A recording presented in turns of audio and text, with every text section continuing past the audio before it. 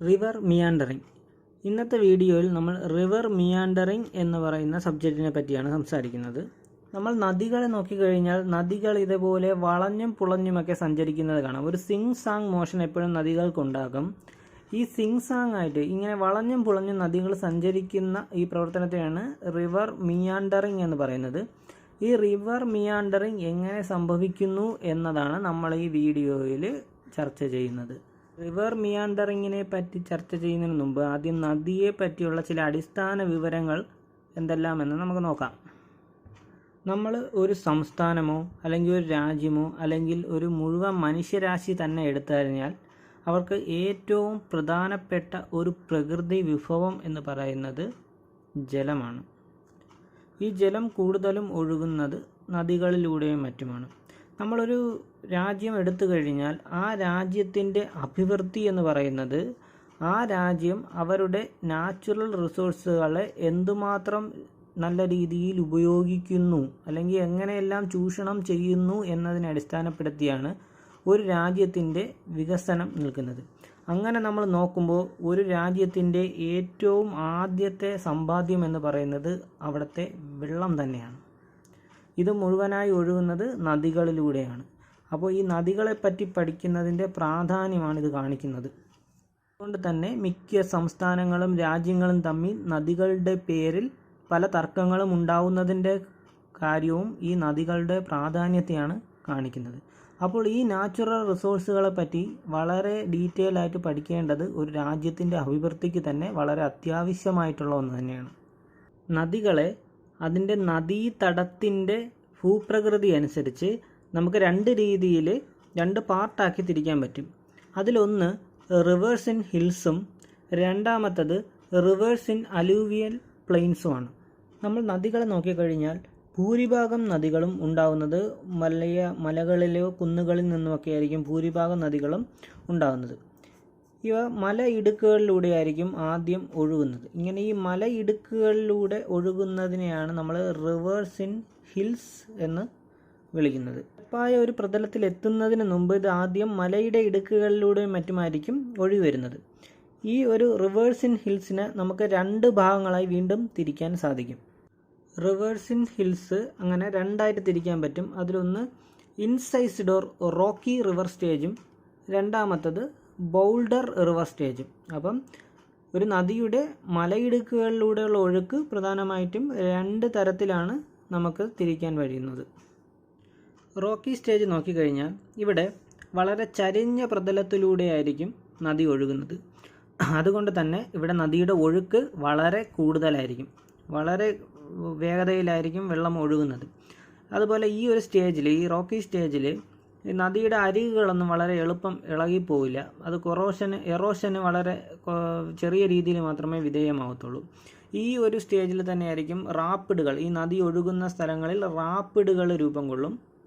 ഈ റാപ്പിഡുകൾ എന്ന് പറയുന്നത് പല സാഹസിക വിനോദസഞ്ചാരികളൊക്കെ ഉപയോഗിക്കുന്നത് റാപ്പിഡുകളാണ്. റിവർ ഇൻ ഹിൽസിലെ രണ്ടാമത്തെ സ്റ്റേജാണ് ബൗൾഡർ റിവർ സ്റ്റേജ് എന്ന് പറയുന്നത്. ഇവിടെ നമ്മൾ നദി എടുത്തു കഴിഞ്ഞാൽ നദിയുടെ ബെഡ്, നദിയുടെ തടം എന്ന് പറയുന്നത് അവിടെ ഉരുളൻ കല്ലുകളും ചല്ലികളും ഒക്കെ നിറഞ്ഞതായിരിക്കും. പിന്നെ ഇവിടുത്തെ ഫ്ലോയുടെ പ്രത്യേകത എന്ന് വെച്ചാൽ ഈ ഭാഗത്ത് നദിയുടെ വീതി വളരെ കൂടുതലായിരിക്കും, എന്നാൽ ആഴം വളരെ കുറവായിരിക്കും. നമ്മൾ കാടുകളിലും മറ്റുമൊക്കെ നദികൾ ഒഴുകുന്നത് ഈ രീതിയിലായിരിക്കും. അതിൻ്റെ അടിയിൽ മുഴുവൻ ഉരുളൻ കല്ലുകളൊക്കെ ആയിരിക്കും, നല്ല വീതി ഉണ്ടായിരിക്കും, ആഴം കുറവുമായിരിക്കും, നല്ല തെളിഞ്ഞ വെള്ളമായിരിക്കും അതുവഴി ഒഴുകുന്നത്. നല്ല കോൺസ്റ്റൻ്റ് ആയിട്ടുള്ള ഒരു ഫ്ലോ ഒക്കെ ആയിരിക്കും ഈ ബൗൾഡർ റിവർ സ്റ്റേജിൽ നദിക്ക് ഉണ്ടായിരിക്കുന്നത്. ഇനി അടുത്തത് rivers in alluvial flood plain. നമ്മൾ റിവേഴ്സ് ഇൻ ഹിൽസ് നോക്കി. ആ റിവേഴ്സ് ഇൻ ഹിൽസ് രണ്ട് രീതിയിലുണ്ടെന്ന് പറഞ്ഞു. അത് റോക്കി സ്റ്റേജും രണ്ടാമത്തെ ബൗണ്ടർ സ്റ്റേജും, അത് രണ്ടും നമ്മൾ എക്സ്പ്ലെയിൻ ചെയ്തു. അടുത്തതാണ് rivers in alluvial flood plain, അതായത് നിരപ്പായ തറയിലൂടെയുള്ള നദിയുടെ ഒഴുക്കാണ്.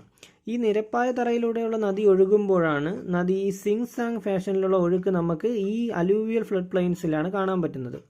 അതായത് നദി വളഞ്ഞും പുളഞ്ഞുമെല്ലാം സഞ്ചരിക്കുന്നത് ഈ അലൂവിയൽ ഫ്ലഡ് പ്ലെയിൻസിലാണ്. ഇതിനെ നമ്മൾ റിവർ മിയാൻഡറിങ് എന്നായിരിക്കും വിളിക്കുന്നത്. റിവർ മിയാൻഡറിങ്ങിനെ പറ്റി കൂടുതൽ പഠിക്കാൻ അടുത്ത കുറച്ച് കാര്യങ്ങൾ കൂടി നമ്മൾ മനസ്സിലാക്കണം. അതിലൊന്നാണ് aggrading or accreting type river. Aggrading or accreting type എന്താണെന്ന് വെച്ചാൽ നദി സ്വയം അതൊഴുകുന്ന പ്രതലത്തിൻ്റെ ചരിവ് കൂട്ടുന്നതിനെയാണ് നമ്മൾ അഗ്രേഡിംഗ് അല്ലെങ്കിൽ അക്രീറ്റിംഗ് ടൈപ്പ് എന്ന് പറയുന്നത്. ഇവിടെ ബെഡ് സ്ലോപ്പ് അതിൻ്റെ ചരിവ് കൂടുകയാണ് ചെയ്യുന്നത്. ഇത് സംഭവിക്കുന്നത് എങ്ങനെയെന്ന് പറഞ്ഞാൽ നദി ചില സമയങ്ങളിൽ വെള്ളപ്പൊക്കം ഉണ്ടാകുമ്പോഴോ അല്ലെങ്കിൽ ഉരുൾപൊട്ടലുകൾ ഉണ്ടാകുമ്പോൾ ഒരുപാട് ചെളി വെള്ളത്തിലൂടെ ഒഴുകും. അതിലുള്ള സ്ലിറ്റ്, കല്ല്, മണ്ണ് ഇതെല്ലാം ഈ വെള്ളത്തിലൂടെ ഉണ്ടാവും. ഇതെല്ലാം നദിയുടെ ഏതെങ്കിലും ഒരു ഭാഗത്ത് നദി കൊണ്ട് അടിക്കും. ഇത് വർഷങ്ങളോളം ഇങ്ങനെ നദി അടിച്ചടിച്ചടിച്ച് അവിടെ ഒരു ഹൈറ്റ് ഉണ്ടാവുകയും അങ്ങനെ ഒരു സ്ലോപ്പ്, ഒരു ചരിവ് ആ ഒഴുക്കിലുണ്ടാവുകയും ചെയ്യുന്നു. ഇതിനെയാണ് അഗ്രേഡിംഗ് അല്ലെങ്കിൽ അക്രീറ്റിംഗ് ടൈപ്പ് റിവർ എന്ന് വിളിക്കുന്നത്. അഗ്രേഡിങ്ങിൻ്റെ വഴി ഈ നദി ഒഴുകുന്ന സ്ഥലത്തിന് ചരിവ് കൂടുന്നു. ചരിവ് കൂടുമ്പോൾ സ്വാഭാവികമായിട്ടും ഈ ഒഴുക്കിൻ്റെ വേഗത വളരെ കൂടുന്നു. ഇങ്ങനെ കൂടുമ്പോൾ ഈ ജലം ഈ നദിയുടെ അരികുകളിൽ കൂടുതൽ മർദ്ദം ചെലുത്താൻ സാധ്യതയുണ്ട്. ഈ അരികുകളിൽ രണ്ടിടത്തും കൂടുതൽ മർദ്ദം ചെലുത്തും. ചില സമയങ്ങളിൽ ഏതെങ്കിലും ഒരു അരിക് കൂടുതലായിട്ട് ഒന്ന് ഇളവി മാറിപ്പോവാനുള്ള സാധ്യത, ഈ സൈഡിനേക്കാളും ഏതെങ്കിലും ഒരു സൈഡ്, ഈ രണ്ട് സൈഡിൽ ഏതെങ്കിലും ഒരു സൈഡ് കൂടുതലായി ഒന്ന് ഇളകി മാറാനുള്ള സാധ്യതയുണ്ട്. അപ്പോൾ എന്ത് സംഭവിക്കുമെന്ന് വെച്ചാൽ വെള്ളം കൂടുതലായിട്ടുള്ള പ്രഷർ ഈ സ്ഥലത്തോട്ട് ചെലുത്തും.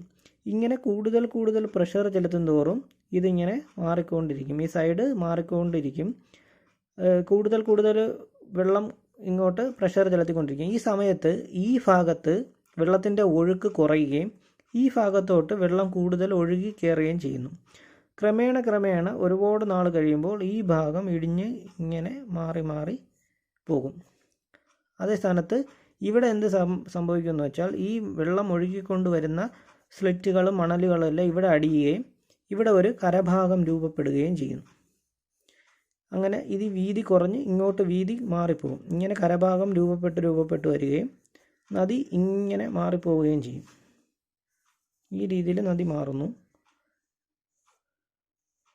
ഇങ്ങനെയാണ് നദി വളയാൻ തുടങ്ങുന്നത്. ഇതിനെയാണ് റിവർ മിയാൻഡറിങ് എന്ന് നമ്മൾ വിളിക്കുന്നത്. ഇങ്ങനെ റിവർ മാറുന്നതിനെയാണ് റിവർ മിയാൻഡറിങ് എന്ന് നമ്മൾ വിളിക്കുന്നത്. ഇവിടെ ഈ കോൺകേവ് ആയിട്ടിരിക്കുന്ന ഭാഗം ഇങ്ങനെ പോകുമ്പോൾ ഈ കോൺകേവ് ആയിട്ടിരിക്കുന്ന ഭാഗത്തായിരിക്കും വെള്ളത്തിൻ്റെ പ്രഷർ കൂടുതൽ സംഭവിക്കുന്നത്. ഇതുപോലെ കോൺവെക്സ് ആയിട്ടിരിക്കുന്ന ഭാഗത്ത് നദിയുടെ ഈ ചെളിയും മണ്ണും എല്ലാം അടിഞ്ഞ് ഒരു സ്ലിറ്റായിട്ട് കര രൂപപ്പെട്ടുകൊണ്ടും ഇരിക്കും. ഇങ്ങനെ നദികൾ ഓരോ സ്ഥലത്തും വളയാൻ തുടങ്ങും. ഇതിനെയാണ് റിവർ മിയാൻഡറിങ് എന്ന് പറയുന്നത്. ഇങ്ങനെ നദിക്കൊരു സിങ് സാങ് മോഷൻ ലഭിക്കും.